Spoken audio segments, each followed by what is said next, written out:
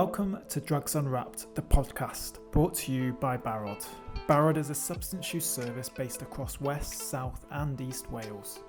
Each episode will be asking one question about drugs and their use and debating it from the perspectives of those at the front line, providing support and services to those affected by substances. Hello, welcome to Drugs Unwrapped, our third episode. I'm Rob, and with me today is Danielle, who is a young person's worker based in Pembrokeshire and Ceredigion with Choices West, and also Jamie, who is the Swansea Services Service Manager. So in terms of today, our question, as always, we have one question per episode. And the question we're posing today is drug taking at festivals more dangerous? So what we mean by that is it more dangerous than everyday situations in terms of what we see as a service, as treatment providers? So Jamie, in terms of, you got extensive kind of like experience of working at festivals. What's kind of like your experience of providing services and what you've seen at festivals previously? Obviously, like with the question, we got to unpick the context of it, and that can vary massively. And one of the main things that I think we've got to really kind of remember is the approach from festival organizers, licensees, organizations that participate within the creation, the development, or the setting of the festivals. And also, you've got to think about the cohort and the demographics that do attend the festivals. You've got to look at prioritizing the overall safety and well-being, while fostering and like a supportive environment for all those in attendance. And that's inclusive then of the acts, the festival goers, bar staff, security. All those elements have to play a huge part in it. But each festival, what I've found from experience of working across the UK, should have its own kind of approach, and it should be tailored to a specific context and needs. So, you know, if you think about the different types of genres of music and what kind of music attracts then individuals, that support element should be tailor-made from, should we say, evidence-based, from previous events, previous settings, understanding and knowledge of the demographic and the age group and the population which attend, and then being able to then provide that bespoke situation and scenario to be able to deliver, should we say, welfare provision, because that's what it's referred to in the festival setting when we're talking the context around drugs and alcohol use. It's interesting enough. So are you saying then in terms of like, say, download versus Creamfields, that it should be a little bit different purely based on to me, that's like just a different music genre, really. But I assume then you got different demographics then of you. Absolutely. Yeah. So you know, you've got to think about like its roots, the festival's roots, how long it's been going on for, the type of music in which it kind of like is representing, may have more of attraction of certain substances or alcohol. So from my experience of working in certain festivals, and obviously I'm not going to name specific festivals and say, like, you know, label them with saying this section of society will be, because there are nuances and differences which do obviously will accommodate for that. But I think like certain settings will be, in certain festivals will find probably their bar sales are very healthy. Alcohol is very much the primary substance for most people. There's, you know, you can see availability on bar setups, how much alcohol people can actually bring into the event can play a huge part into that. Yeah, I think so that's a really good point actually about the alcohol, Jane, because a lot of festivals that, you know, I've been to, especially over the last few years, there's such a like diverse crowd of people that go. And I think some festivals I've gone to that very much focus on sort of well-being-y stuff, and there's not very many bars there, and it brings in a sort of different demographic of people then as well. But I think also, yeah, there are those sort of festivals then that would be a little bit more hardcore in terms of like their approach to drug use, depending on those well, the crowd that they get in. But yeah, definitely I think alcohol is one of the sort of biggest things that we see in festivals. Yeah, and it has its own risks. And when you think about like how, you know, how the nighttime economy kind of reflects on how it deals with, you know, large populations of people drinking in a concentrated area, and some of the issues, the challenges that happen on the high street in that nighttime economy is very much reflected within then a microclimate which is massively concentrated due to the attendee numbers and the amount of people attending at that point. And many factors can come into play, environmental as well, such as the sun shining, the rain, the floods, etc. So all that can really dictate on how that event and how an individual's substance use can plan out or play out throughout that. That's without then those individuals that maybe didn't pre-plan ahead about their drug and alcohol use before going, very new to the festival circuit and scene, should we say, in comparison to those people who are very methodical, who know and plan out what their kind of weekend is going to look like, if it includes drugs, if it includes alcohol, or if it includes a combination of the both. So looking at the polydrug use element, it can have a significant impact on how that weekend would pan out, how you were going to be, how your well-being is going to be, how your mental, emotional state is going to be, and also then what you can fall back on when you're at the event. And good kind of knowledge, understanding of the site plans, etc., can obviously assist in that person's experience of a festival. And what you want for it happen is for someone to go to an event, have a really great time, feel safe, and would return the next year, and you know, return in good spirits and being well. And that's really important on how the festival organizers, how they portray their approach to drugs and alcohol, with that in mind, the combination of the licensee and how they obtain the licensee, but also with the local constabulary. And you've got to remember that events are the UK wide, and areas have very different ways of approaching, shall we say, said events. But we've still got one Substance Misuse Act, which is standardized, but is very much outdated and has a huge impact on how people, you know, play out that role of policing, you know, the law, and playing the law into the fabric of the event itself. So Danielle, obviously, I think most festivals will be accepting that drug use happens at their event. Have you seen in your experience that there's a spectrum really in terms of that acceptability from one festival to another? Do you see that some are kind of a little bit more lenient compared to maybe others who may take a bit more of a strict approach? I've definitely seen from festival to festival, they do have slightly different ways, and they like sort of tackle sort of making sure that people are staying safe in terms of sort of substance use. I think from my experience, if there's been an event at a festival where, say for worst case scenario, like somebody dies as a result of taking substances, then what I've learned is that their approach is a bit more harder in terms of like policing it, and just making sure that people are staying safe.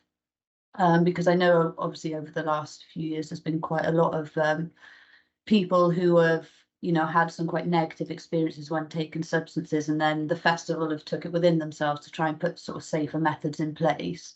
But yeah, you know, again, I'm not going to name any specific festivals, but there are certain festivals that are a lot more strict. So there's some festivals where you go in, you know, they might search your bag a little bit on the way in, but and then there's other festivals where we'll have sniffer dogs and stuff on the gate, and they've got an honesty bin where people can put their substances if they didn't want to take them in.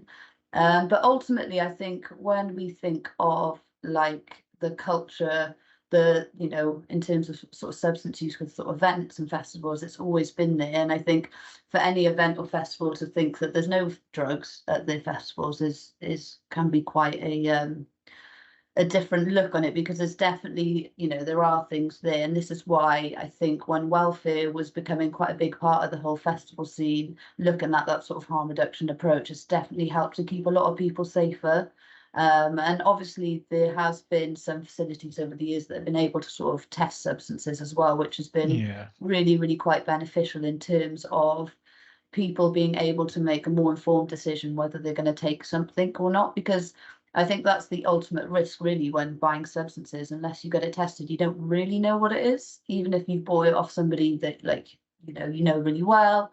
Unless they've got it tested, then it's really hard to determine exactly what that substance is. So by having this facility at the festivals that people could come and test their drugs, they'd find out how strong it is, what the substance is in it. So for example, if when I was working welfare a good few years ago, we were next to one of the sort of drug testing facilities, and somebody had brought in some what they thought was ecstasy pills, got it tested, and there was, I think, PMA in it. So that's a synthetic version of MDMA. So the effects are different, and because they didn't know anything about PMA, some of the guys in the tent were able to give them some advice, but they chose to get rid of them because they didn't want to actually take that. So in terms of harm reduction, that's fantastic. Probably one of the most challenging things within welfare in festivals is when people take something that they didn't expect it to be something else. So especially with these synthetic substances that are popping up, because some of the effects are very similar to like MDMA or speed or coke or whatever, and then but the sort of long-term effects, like it takes a while for them to sort of come away from that. But yeah, I remember I was working with this one young lady, and she had not been asleep for like 3 days, and she was like, taken MDMA, but we got it tested and it was a PMA or something similar, so a synthetic version of that, and she just couldn't sleep. And she was getting really, really paranoid. And it was just it's really hard, for young people well, not young people, but adults as well, because, the age range of people who access welfare is crazy. Actually, I just thought initially I was just like, oh, it's generally going to be younger people, but actually there's all sort of ages that were coming in. But yeah, it's definitely something that does vary from festival to festival based on the approaches or the experiences that festival has had with sort of substances, for sure. And bringing it back to PMA, so the main street name for that is Dr. Death. So that may kind of give a little bit of kind of like an indication maybe of potentially how dangerous that was. Going back in terms of like what you said, in terms of actually when people enter the festival, obviously, you say you got some of them, you got like honesty bins and that are available. Do you think, again, and kind of bringing it back as well in terms of the actual question, in terms of is taking drugs at festival more dangerous? Do you think, Jamie, that like having sniffer dogs there is something that can increase that kind of risk element? Because from my perspective, I have it in my head that if you see a sniffer dog, for example, and you got drugs on you, then there may be that thought process that, what, I'm not going to put it in this honesty bin. I don't want to waste it. So therefore, I'm just going to take it all now. Or is that just something that doesn't really happen? What's your kind of like perception, and what's your experience in terms of the use of sniffer dogs? And ultimately, is it a good way to go? I think it's really hard, right? Because when you think about the question that we're trying to answer, we're looking at more dangerous. Now, if we strip that back, for me, I think trying to break it down to is drug taking at festival more risky, right? Because then there's so many different elements that we can break it down to them. Because with the question that you're asking, I think that we've got to be mindful for the event organizers, right? They have to be considerate of the UK's main statutes regulating the availability of drugs in the UK. So the three main elements are the Misuse of Drugs Act, the Medicines Act, and the Psychoactive Substance Act, right? So you have to look at those three, and that already complicates things, right? And that complicates things from a legality perspective, but it also creates problems, shall we say, from an attendee's perspective. And this is where that information advice, and some festival events, etc., are really kind of proactive in the social media element, allowing or giving access to people to be able to see what the festival event stance on drugs and alcohol is, right? And some of it is really open and honest and is really loaded with harm reduction messaging and advice. What conflicts with that then is obviously those three statutes which are regulating the availability of drugs in that event and across the UK. You've got then the constabularies, wherever the event is being held, and their approach, and you've got to be considerate and how experienced they might be. And sometimes you've got to think, sometimes events, even though they may be located or attached to a larger constabulary, but you've got to think about then the experience of those individuals that may be working at those events and the police in those events. Now, obviously with the licensee element, which we keep on coming back to, it obviously has to show that they have got a zero tolerance, because that is in line with the regulatory statutes that we got in place. So when that is happening, what we're offering here, and I think this is an opportunity and a chance from a festival perspective, is when we have allocated amnesty bins across the car parks, the main entrances, it's giving that individual an opportunity to dispose of their substances. Now, when you think sometimes people, maybe that person's weekend may be solely, focused on methodically using those substances throughout the weekend, could drastically then have an impact on that individual and the potential risks that may be setting. So the risks there is potentially getting a criminal record and being arrested at the gate because you've been found in possession due to maybe being searched or maybe being picked up by a sniffer dog. So that has an impact on someone's career, someone's progression into academia, traveling, all those kind of things. And I think that's what's really important about then getting those messages out, is for making people very much aware that when you do arrive on site, these are the potential things that may increase your anxiety, may be concerning, may be worrying. And then you've got the risky or the impulsive behaviors, which some people may present with, whereby you're met with a situation that, do I consume my drugs in one go and ingest it, sniff it, whatever, or do I try and hide them or put them in my luggage and try and make that risk? And like we know and like we experience, many people do get past those hurdles or barriers in entering the event with drugs on them, but there is a risk, and there is a risk for those people that may have that so much worry and anxiety and concern that they consume their drugs, and by the time they've actually got to the front of the queue, they're actually too intoxicated to actually enter and have created a potential health issue or a health matter or concern, whereby then they don't even make it into the event or have to be conveyed to hospital. So those are the risks that have to be kind of managed. And I think the environment, as we say, as we know, the traditions of like looking through drug work is like the setting, the scene, the drug itself play a huge part in people consuming and the way they consume drugs. So that for me is massively important, that we try and strike a chord and we hit that right. And that sometimes you find events, sorry, and they are spot on and they've done it really well, and you've got the local constabulary do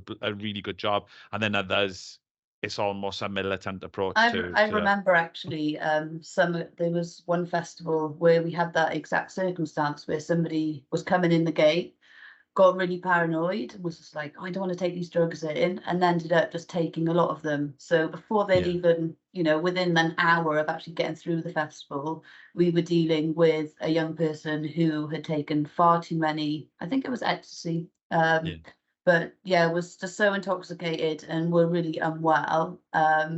And then as well, the setting, coming into a setting where they were anxious and paranoid, and depending on your headspace at the time, when you take certain substances, it kind of like exacerbates that. So this young person was in just in a bit of a state, and it took a little while for them to sort of come back down. And then after all of those substances had worn off, they had the sort of come down, felt really anxious on top of like the paranoia of coming in with these substances. But as well, I've been at festivals where security are quite hot on searching people. And this one particular festival, so they wouldn't just search you on the gate. So when you would go into like the arena, they had security there. But what I noticed was that, so they would find drugs on people, but if it was just like personal use, they were like, oh, we're not here to confiscate the drugs off you, or if you've got personal use. But they were like looking out more for people who were dealing the drugs. So that was really interesting insight. And I think that actually, I think there you hit a nail on the head there with one aspect as well. With that kind of like hardline approach, what's also being created is a marketplace in the event, because if you are going to be taking drugs off people or confiscating or getting people putting in drugs in amnesty bins, that drives then the illicit market inside the event, which sometimes can be more harmful to the individual. So as we're talking about the dangers in regards to attending festivals and consuming substances, like you're saying, like and you know, sorry to interrupt, but I think you're going on to then that kind of like explanation of then the dealing element, which plays a huge part in to increasing those risks to the individual. yeah, for sure. And I think it created a bit of like a safe space for people, actually, not feeling like they're on edge or they're being watched like 24/7 by security. You know, people had that space where they could actually feel a little bit more relaxed in terms of, you know, what they were taking. Because like you said, a lot of like the demographic of people who come to festivals might not take drugs in their day-to-day life, like maybe drink a little bit or, you know, use substances occasionally. But a lot of the people, especially that I've met, you know, would only take drugs at festivals. So they really think about it properly. They've got their little plan in action, and they've got like an idea. And so, you know, some people are not as organized, and they just come to a festival and take whatever, and not have much of a sort of education around the complexities of taking stimulants and such, or just any substances in such an overstimulating environment, because that's the other thing that I think could potentially be a risk to people if they were taking substances in that environment, is that it is very overstimulating. Like certain festivals are more sort of in your face in terms of decor, music, lighting, you know, genres of music, which can sort of really enhance your drug experiences. And I Yeah. know, you know, there's definitely some festivals out there that I've worked welfare, and particularly I'm coming in my head to hallucinogenic drugs. So I would get people in welfare who had taken hallucinogenic drugs, but because of the environment of the festival and the sort of like storyline and the, you know, everything that's going on, it sent people into a bit of like a dark trip. So and that can be really uncomfortable for people, having a sort of that negative experience of thinking they're just getting really paranoid again and anxious, and or just, you know, having some sort of hallucinations about things that, you know, generally make them feel uncomfortable. And I think out of all of the sort of people who access welfare, I think that's for me one of the biggest ones that stood out, in terms of like people's intensity of taking that in a sort of overstimulating setting. About like education and awareness, I think that's key, because like you're saying, a lot of people may have never come into contact with drug and alcohol services, and why should they, quite rightly. However, is it up to then local drug and alcohol services, be it in person or online or information websites, whatever kind of like media content that you kind of engage with, is there a responsibility on services to have a consistent national UK wide approach in giving that education awareness? And if you look at an event such as a festival, think about the size and scale of the need to provide education awareness to so many elements and aspects of that event. And that's down to, like, you know, as I was saying, the policing element, the security. It is a huge element, because you think how transient the population are, not just from the revelers who are attending the event, the actual people that are running and working the event are from the UK and have got very different, you know, different backgrounds, values, experiences, etc. So the education and awareness element should offer like an informative kind of opportunity to access a grand kind of scale of materials in whatever way that you learn best, and workshops about the risks and effects of drugs and alcohol use, to help like attendees have or make more of an informed choice while at the venue, but then also the people to be there to have the skills to be able to cope with those incidences where someone might be struggling or might need some support. I think some of the things that we do in choices across Pembrokeshire, Ceredigion and Carmarthenshire is, so going back 8 years ago when I started, because a lot of my background was festival work, and that was just something that I had an interest of. So what we've been doing, so every summer we do sort of social media campaigns that focus on different topics, but we've done a sort of focus campaign where we look at festival safety.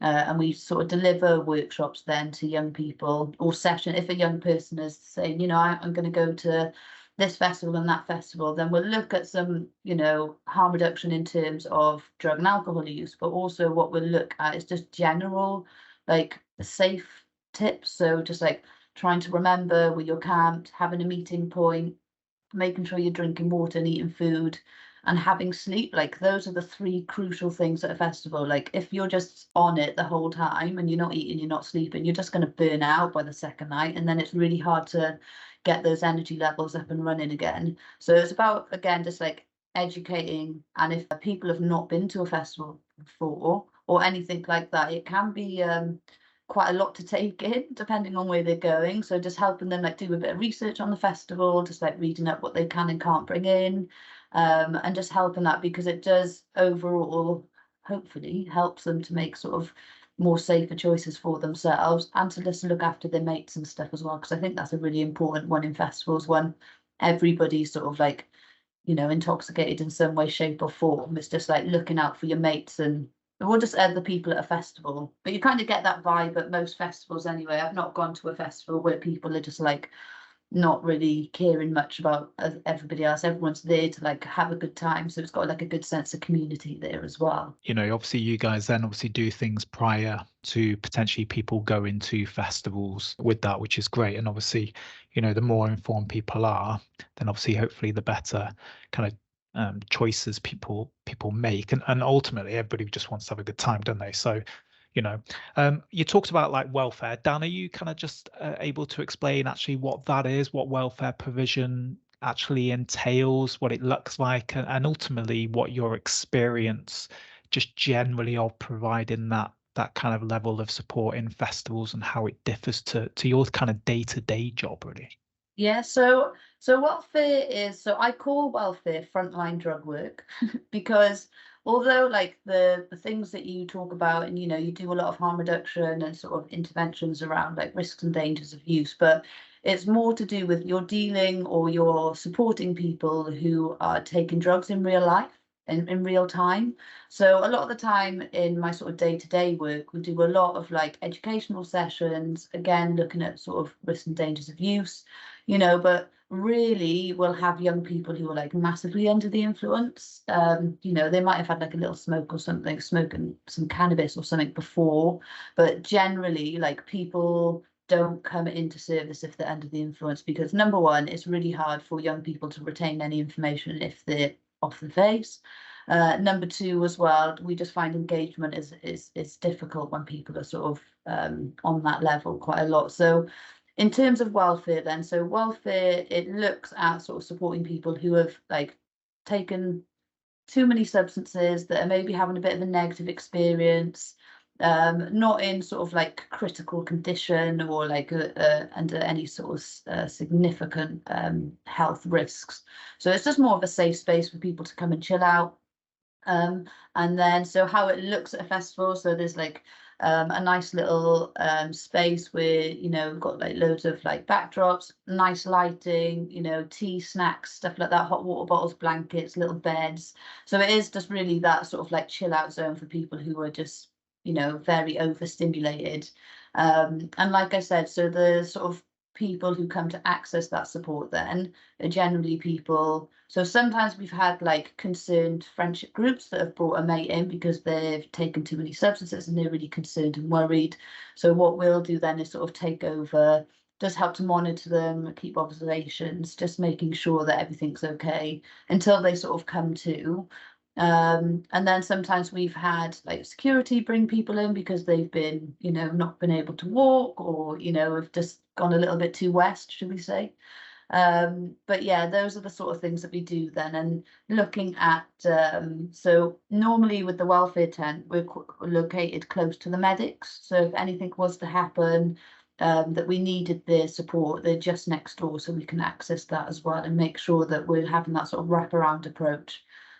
Because sometimes it's difficult to monitor somebody who's like really under the influence, and because you get a bit worried of like, oh, are they okay? Because they're like sort of maybe might be sleeping or their heart rate might be quite low. So just having that sort of medical support is like really, really beneficial. But yeah, it's an eye opener. I've got experience, from my job, personal experience and stuff like that when it comes to sort of substances. But actually, when you go into work welfare, that frontline drug work, it teaches you like a newfound respect for how like drugs can really enhance and intensify people's experiences, especially in a festival setting, because there's so much going on, there's so many things that can overstimulate people. Yeah. Yeah. Dan, you mentioned about as you said the word in safe spaces, and then like I completely agree. But what do you think? What do you feel a safe space looks like, and who should safe spaces be for in such an event from your experience? So a safe space should be somewhere that's like quiet, quite chilled out. And I think a lot of the time, like it's quite atmospheric. So I've worked in welfare that have like, will have like different approaches. So they'll have like maybe some sort of essential oils or something like that. So anything to do with that sort of like holistic approach, looking at herbal teas, all that kind of thing. And also as well, so these safe spaces are so for example, if like a group of friends brought somebody in, their mate in that they were concerned about, what we want to do and what my experiences of working in welfare is that they try and like keep it as calm and as limited, so the amount of people in there as possible. So they say, just leave them with us, because I think if you're in a bit of a weird headspace after taking substances and you go into a space and there's loads of people around, or there's like really pumping music, it's just going to sort of send you more into that. Whereas these spaces are designed for people to just have that downtime, lay down, wrap themselves up in a blanket, have a hot chocolate, have a hot water bottle, whatever it is that's going to help somebody to feel comfortable. And I think for the people who work within welfare, it's our role to just make sure that we're reassuring them that they're in a safe space as well, especially if somebody's hallucinating again and they're feeling like really paranoid, just like reassuring them that this is a safe space, and here to look after them is super important. Yeah, no, I think because of like going back to like what the original question that Rob was saying and using the word dangerous, I think from our experiences, Dan, and I know you've been a part of been a part in supporting elements within welfare as well. But festivals, like I'm saying, is like are ultimately a microcosm of like wider society, and we do have issues within society that we have to deal with sexual violence, and it is a problem, and it does persist in society. Yeah. And however, this is also reflected within the festival settings in some areas, and that's I was actually really shocked when I first started working welfare. I was shocked to see how many people were coming forward that had been sexually assaulted. Is that, I think where I live is quite rural anyway, but that's not to say these things don't happen. But in that setting, I was actually I was like, wow, this is quite crazy. Yeah, and if you think like within society, in festivals and the wider society, the scale of like sexual violence against women predominantly, and that's not to say males also don't experience, because they also do. However, the majority tends to be female.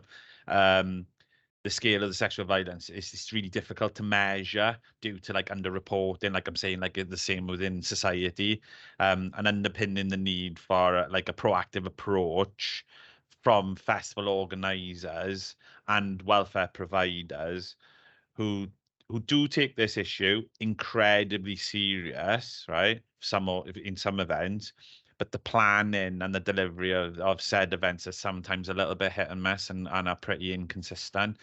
And I think, you know, those promotions at the front end of sales, ticket sales, etc., safe spaces, I think should be promoted. But how do you promote that without having the concern of the potential festival goer asking what are the reasons for their need in a said space? Is there because there is a problem or whatnot? But I think because of the issues that we do face and the ongoing and the long life lasting implications of experiencing sexual violence is debilitating for some individuals, and can also perpetuate then into drug and alcohol use, or the continuation of potential, like you know, experiencing more negative life experiences such as that. I think it's really important that that is also brought up as an issue, because you've got to look at it from the perspective of, you know, the perpetrator using drugs, being given or having the more confidence to carry out those acts, but also then the individual or the potential vulnerabilities identifying, because this person is under the influence, they are then potentially primed to be a victim of someone's deviant behavior, shall we say. And those are really challenging. You need, you know, we need to stop people who are perpetrators to stop perpetrating, and we should be targeting those individuals rather than offering a safe space for people who are vulnerable. But unfortunately in the world, that it doesn't really work out like that. So the safe space element for me is key. It is a huge like element to maybe creating a charter of like best standard practices which events should adhere to, and should be a standardized element of, if you're planning an event, these should be a given and they should be in place. And some organizations and some that do run events are very good at doing it, and others maybe less, because the budgets are a lot different and a lot smaller. Is one of the reasons behind that due to there potentially just being so many people in one space, potentially under the influence, but also in terms of, you know, I have this perception that I have very limited experience of festivals on, you know, as a punter, but also in terms of actually providing any form of support. But, you know, I kind of have this perception, which may be completely false, that potentially you got people who are going to festivals who, like Dan said, you know, who may not use drugs at any other time of the year, so therefore they're going to just use drugs at the festival compared to everyday life. But also potentially got people who are going to go to the festivals with the intention of actually going to just use more than they usually do, you know, especially if they're kind of like a seasoned or recreational drug user, and ultimately using larger quantities.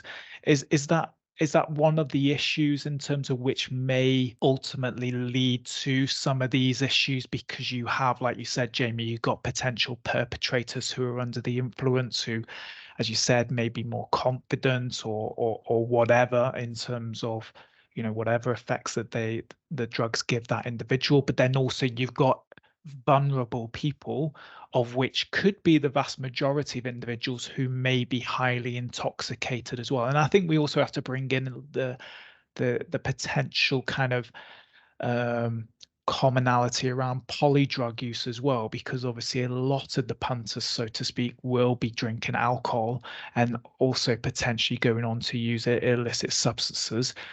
Are all those factors a potential reason, if that's the right word? I think it's a melting pot for a perfect storm. You know, you've got you've got a vast transient population coming to one distinct defined zone, held within a perimeter. You know, you got people with different life experiences and values, have different affinities with certain musics, drug cultures, different types of drugs, alcohol. I think the looking anecdotally, you know, a vast proportion of festival goers, and I know this is generalizing now, but the majority, I think, tend to be under 25. But then you've got a huge gap, because I think the next kind of like increased percentage is for the over 40s and over 41s, and maybe that's a generational thing coming from those who had kind of experienced the rave scene in the 90s and free parties, and the willingness to still be kind of like participate and have that feel of the free party scene that used to be a vibrant movement in the 90s. So you've got then this intergenerational entwine of people with different life experience and different values. And like we know from the nighttime economy, that how the police having to deal with and policing the situation when you've got the mix of alcohol predominantly, which causes, you know, major issues on its own. But then when you've got poly drug use on top of that, it is a melting pot for then potential issues. And then you can see why then, if you take away drugs and potentially alcohol and have a very stringent, you know, ask 25 ID kind of like scenario where it makes it more difficult to purchase alcohol at an event, because obviously it is a legal drug. And what you've got, you can see the benefits potentially if you're looking for a risk averse approach, that no drugs, very few people on alcohol, more than likely to have less issues. More people on drugs, more people using alcohol, the more likely we are, because how it interacts, how it, you know, how people interact with each other, how it can cause issues, like we see from modeling, from nighttime economy, it can be quite challenging.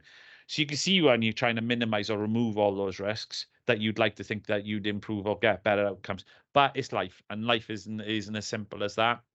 And the reality is that unfortunately that we have to have all these caveats or support mechanisms in place to be able to maybe be proactive to predict the potential outcomes of said scenarios when you have the likelihood of people are coming in.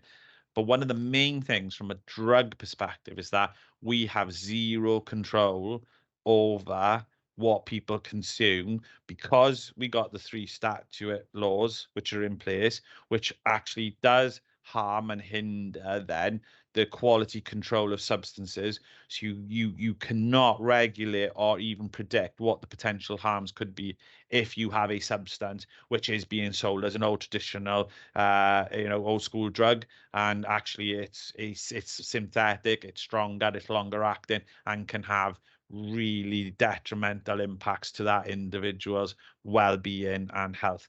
So there's so many different risk factors. Yeah, and there. I think it's quite important to point out as well. So for those guys that like maybe don't do drugs on a daily basis or whatever, and they come into a festival, is that their tolerance levels are quite low, and that can sort of be a risk factor then for people who, you know, have this mentality of, you know, I'm going to go to a festival, I'm going to take X, Y, and Z, I'm going to, you know, because what normally happens, people will wake up in the morning and, you know, first thing they'll do is have like a little drink or something.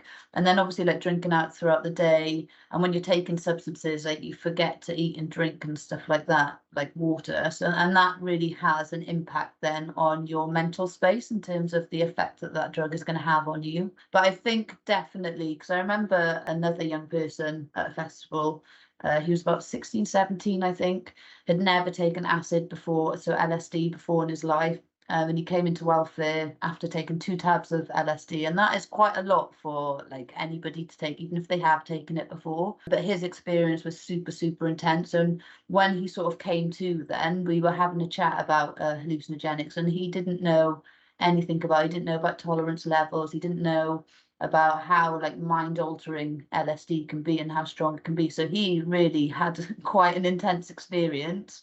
He was going to be in for a shock a bit then. He was. was. I was just like, I would advise probably not to take that much acid on your first go again. And he was like, oh, I'm never going to take it again. But, you know, a lot of people, when they're coming around from whatever experiences that they're having in welfare, you know, they're always so thankful. And Jamie, I don't know if you remember ever having anybody come back, but some people would come back and just say, I just want to say thank you so much, or like bring gifts into us, like some biscuits or like some like random food that they've got left over in their tent or whatever, you know, they are really thankful of the services.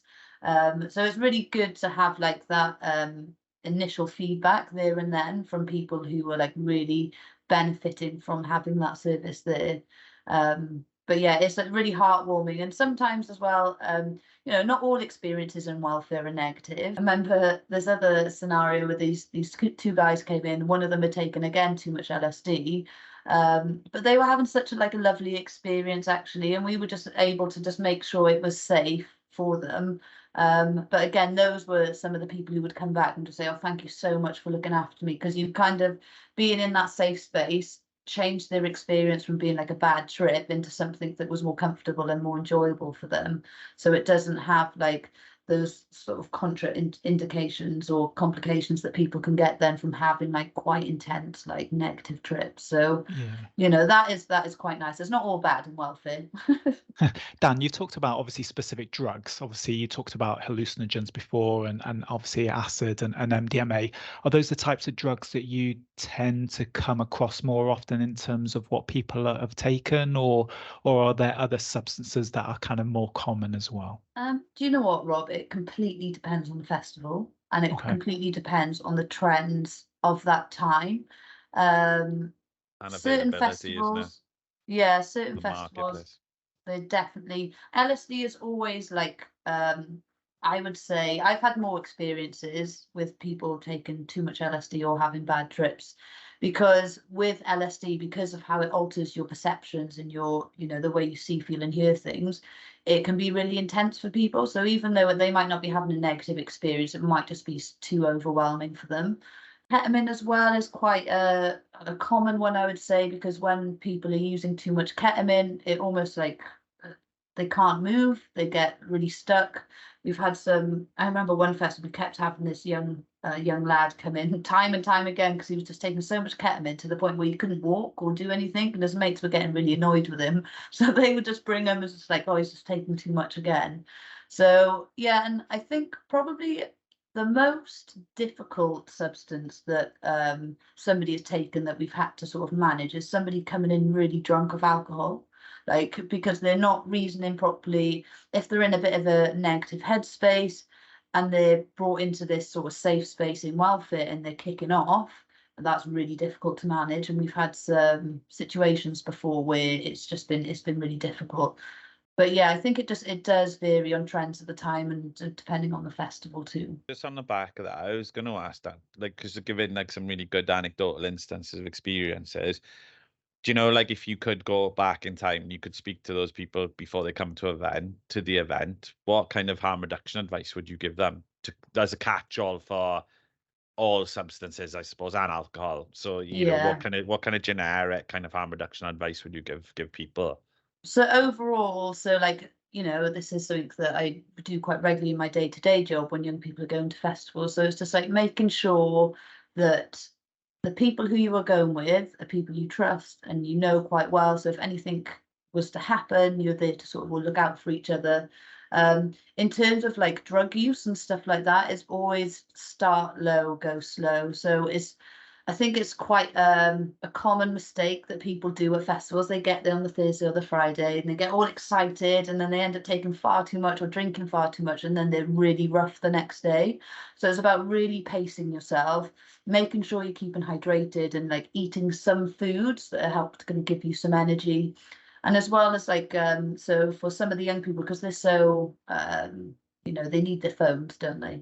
So it's either like taking charge banks with you, or just you can buy these like little phones that are like 20 quid from, you know, any little shop, and just having that charge, because normally the charge on that battery will last you quite a long time. Just so if you lose your mates, because depending on the size of the festival, sometimes it's impossible to find your friends if you can't like get in touch with them over the phone and stuff like that. Which then can affect your sort of headspace and your experiences based on whatever it is that you've taken. And, you know, the other thing is as well, if there are drug testing facilities on site, then we would always advise to go and get them tested. If they can get them tested before, so if they were planning on bringing substances into the festival, is doing as much research as they can based on that substance, and then if they can get it tested, that's great. And also just being aware of like the different information points at festivals.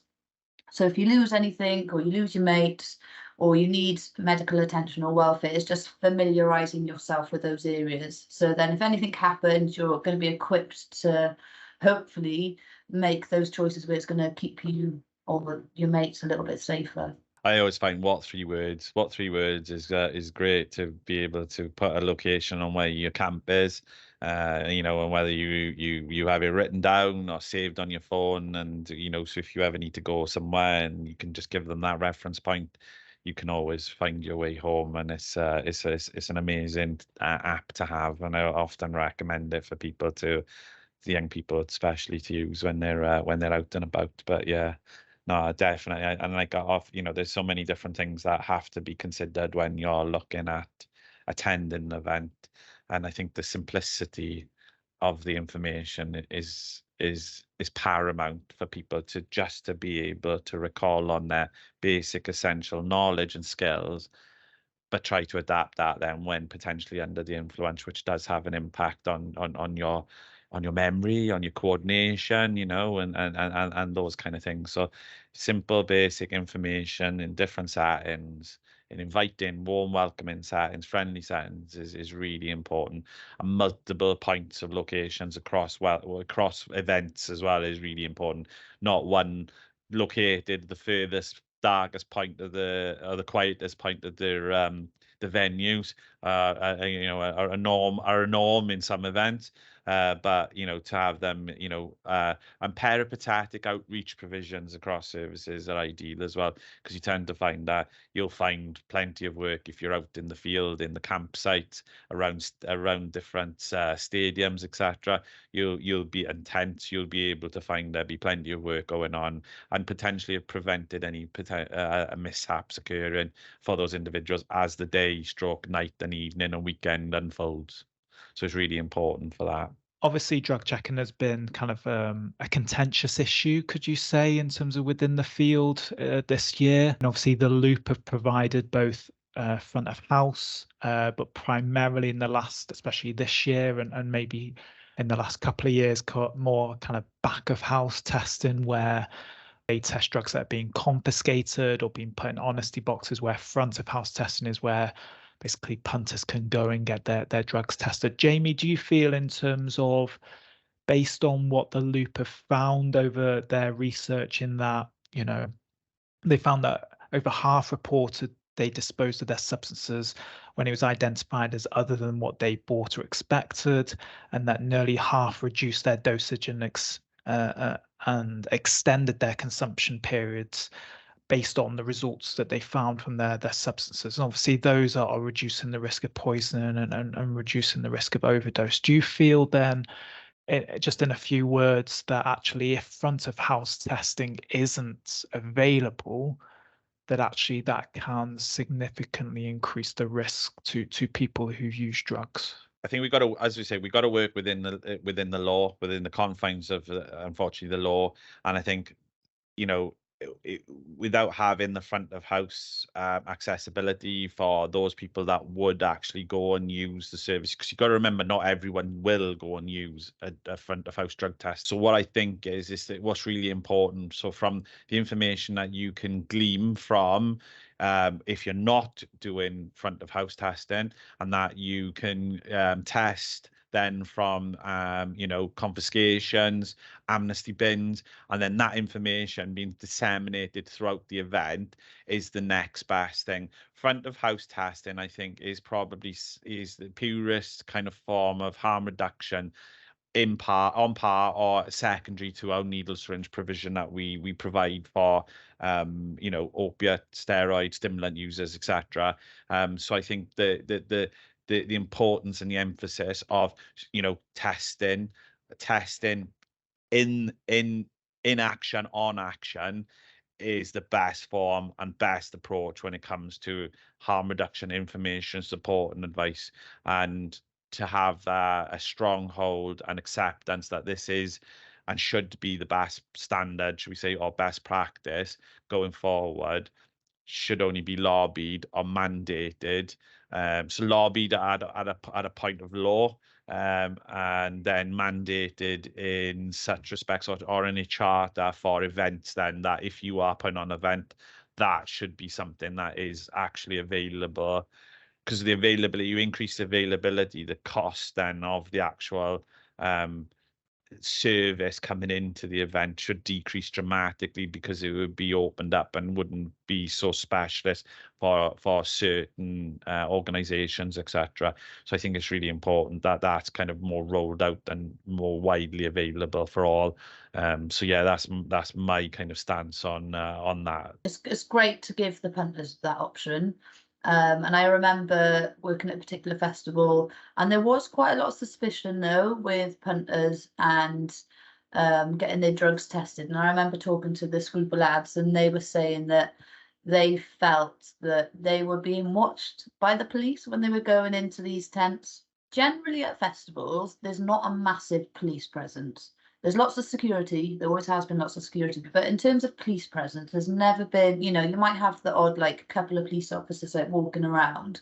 But you know, obviously like the, you know, in the eyes of the law and the zero tolerance to drugs, that they have to go by that. But I think there has been some movement in terms of they understand that there's going to be drugs there, and depending on the police officer, depending on their personal views on substances as well, you know, generally they will sort of support or wouldn't watch people go into these tents and stuff like that. But I can understand the suspicion that these punters had in terms of like don't want to get caught or just having that paranoia. But again, that could be lots of sort of other influencing factors why they have that paranoia in the first place.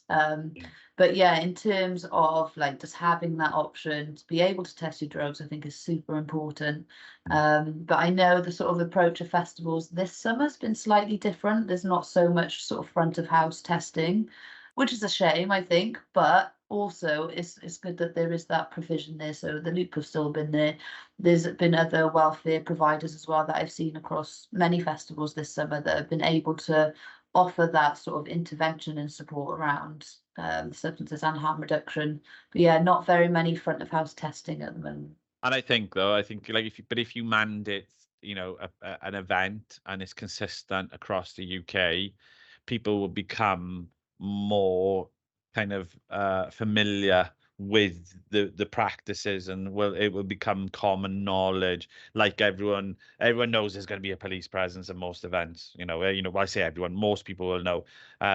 But then why can't it be the other way then when it comes from a harm reductions perspective, that, you know, whatever event you go to, regardless, that you will have the same facility and harm reduction approach to you as a punter attending, and you will feel safe, and you will know that if your children go to an event, will also be able to have access to those facilities if they, you know, as children grow up and they grow older and they start going with their friends. You know, if you will feel more at ease, you will feel, but we'll never be able to do that because we have no kind of like control over the substances itself, because there's always be the illicit market, which fundamentally would always be the major flaw and the crux in the delivery of harm reduction when it comes to not knowing what we're actually working with because of legislation. But I think if we can mandate events and we can make, like, you know, whether it be a list of like must-haves from education awareness, during, post events, designated areas, as we refer to, like safe spaces, medical support without a doubt, but also have knowledge and understanding of dealing with a variety of issues and incidences, from crisis within mental health or stimulant overdose. Testing services to be consistent and in line with then legislation for the now.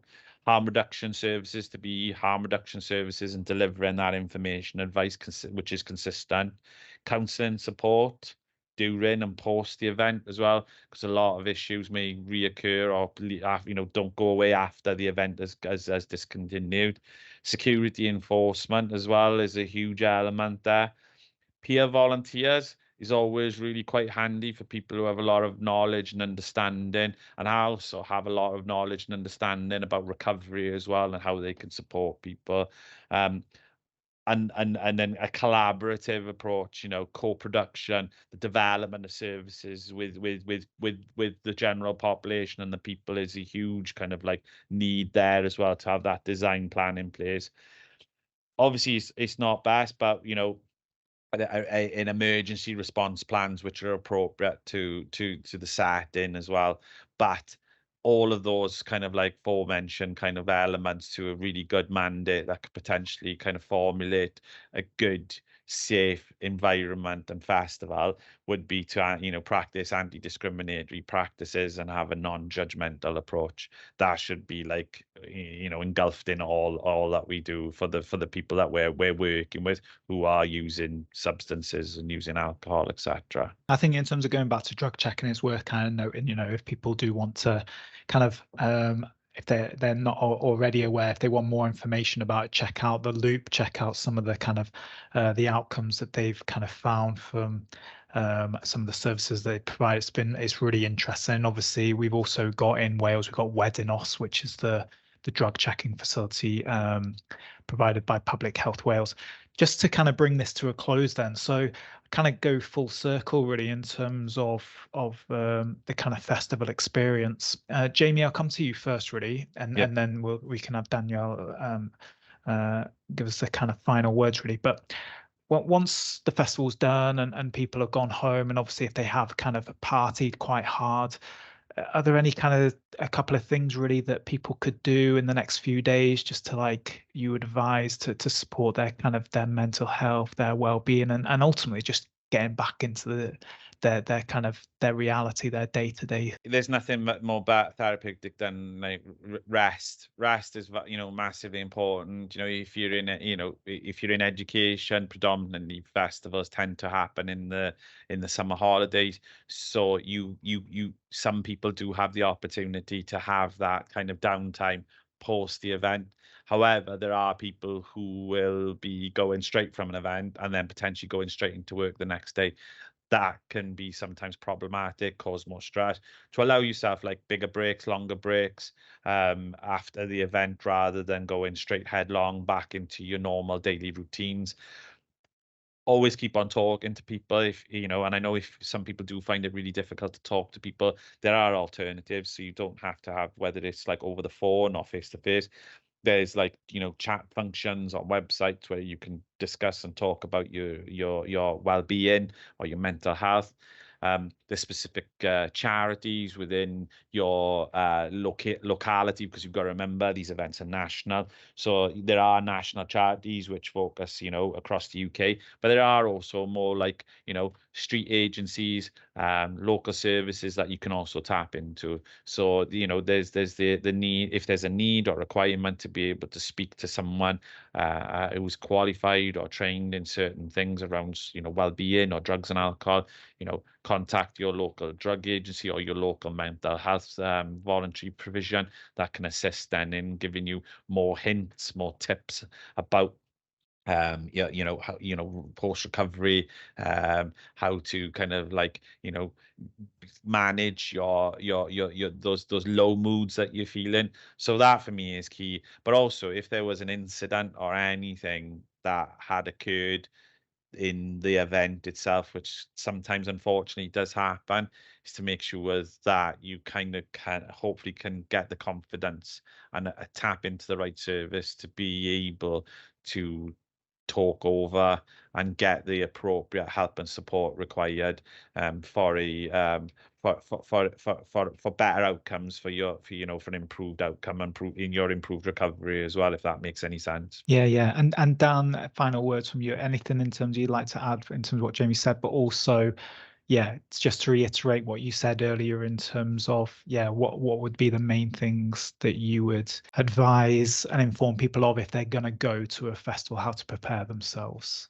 Yeah, so I think it's really important, like Jamie said, just to be aware of like those charities or organizations or projects that can be there to support, but also sometimes just taking those initial steps for yourself. So it's really important to remember, so if you're taking any substance into your body, it really interferes with your natural chemical balance within your brain. So that's predominantly what we see as a come down. So it's because your sort of hormone levels are sort of all kind of jumbled up a little bit.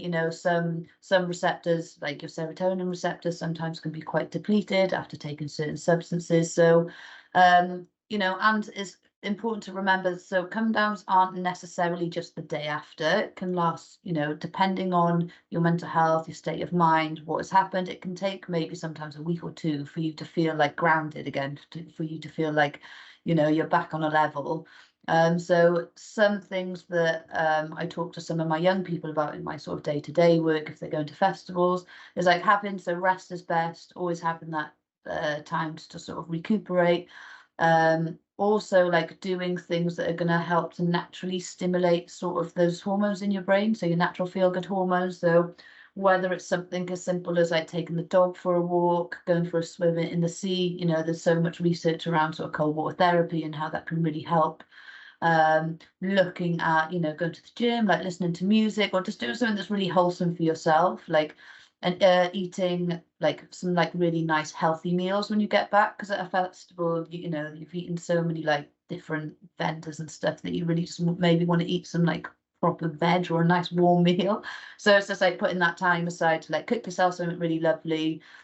Again, with the herbal teas, they're so amazing on so many levels. It's just like helping you to relax and bring you back down from that as well. And they're like good for like detox as well, for your liver, your kidneys. There's lots of different things that you can do. So there's lots of things that you can do initially for yourself in that interim before you maybe go and speak to some sort of professionals. But like nobody knows yourself better than you. So if you're feeling a little bit, or I feel a bit ropey today, then, you know, it's up to you to maybe look at these things that are around you and try and put them in practice. Because I think, yeah, it's hard to like forget about that sometimes. And top tip in terms of before people go, what would you say the top tip is in terms of to best prepare yourself when you go to a festival? So I think it's just like being aware of the type of festival that you're going to, because there's so many different ones, and just getting yourself familiar with the sort of dynamics of the festival. Maybe like looking at like certain things there. So like, you know, 9 times out of 10 when people get sent the ticket information, they don't normally read it. But maybe just like looking at the site maps and just making yourself familiar with that. And then, you know, obviously if there is substances involved, it's like start low, go slow. Brilliant. Well, thank you very much both. Thank you to Dan, and thank you to Jamie, and we will see you all pretty soon. Bye-bye. If you've been affected by the issues discussed in today's podcast, please reach out to your local GP, or you can call the Samaritans for free on 116 123. Barod is a charity that supports anybody affected by alcohol and other drug use, including friends and family members. So if you're based in South, West or East Wales and would like to access our services for yourself or gain information for a loved one, please visit our website at barod.cymru, and you can chat to a trained support worker 7 days a week via our live web chat service.